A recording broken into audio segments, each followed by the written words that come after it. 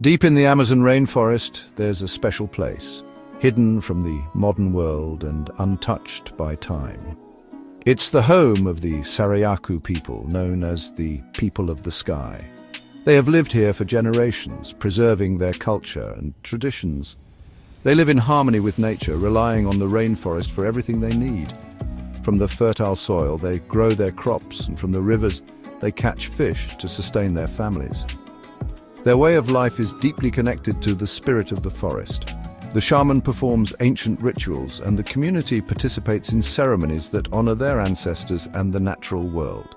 The rainforest gives them food, medicine, and a place to live. They gather medicinal herbs that have been used for centuries to heal and protect their people. The Sarayaku believe in protecting their land, seeing it as a living being. They hold community meetings to discuss how to defend their territory from external threats, such as deforestation and exploitation. They are the protectors of this precious place. The leaders speak out against environmental destruction, and the people patrol their land to ensure its safety for future generations. In the early 2000s, a new danger appeared on the horizon, casting a shadow over the lush, vibrant Amazon rainforest. Oil companies, driven by the insatiable demand for black gold, became interested in the Sarayaku's land, a pristine area rich in biodiversity and cultural heritage. They wanted to look for oil under the rainforest, setting up drilling equipment and towering rigs that disrupted the natural landscape.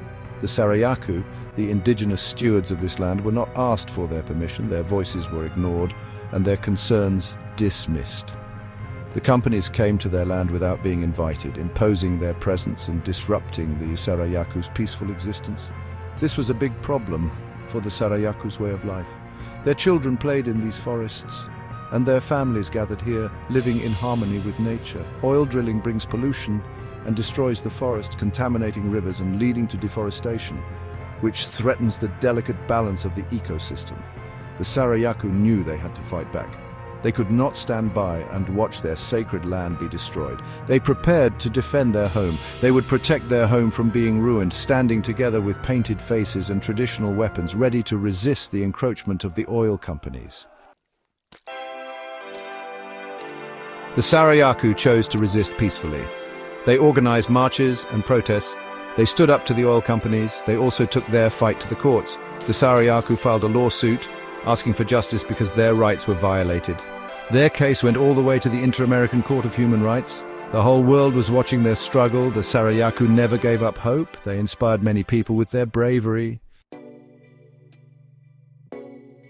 In 2012, they achieved a historic victory. The Sarayaku people, an indigenous community in the heart of the Ecuadorian Amazon, had been fighting for their rights for years. Their struggle was not just about land, but about preserving their culture, their way of life, and their future generations. The Inter-American Court ruled in favor of the Sarayaku. This decision was monumental, as it acknowledged the injustices faced by the community and set a legal precedent. The court recognized their right to their land. This was not just a legal victory, but a validation of their identity and their connection to the land. It told the Ecuadorian government they were wrong to allow oil exploration. The ruling emphasized the importance of consulting indigenous communities before making decisions that affect their territories. This ruling was a very important decision. It highlighted the need for governments to respect indigenous rights and to involve them in the decision-making process. It set an example for indigenous rights all over the Americas. The Sarayaku's victory inspired other indigenous communities to stand up for their rights and seek justice.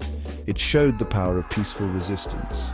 The Sarayaku's non-violent approach demonstrated that change can be achieved through persistence and unity. The Sarayaku's fight became a symbol of hope. Their story is a testament to the strength and resilience of indigenous communities. They prove that even the smallest among us can win. Their victory is a reminder that justice and fairness can prevail no matter the odds.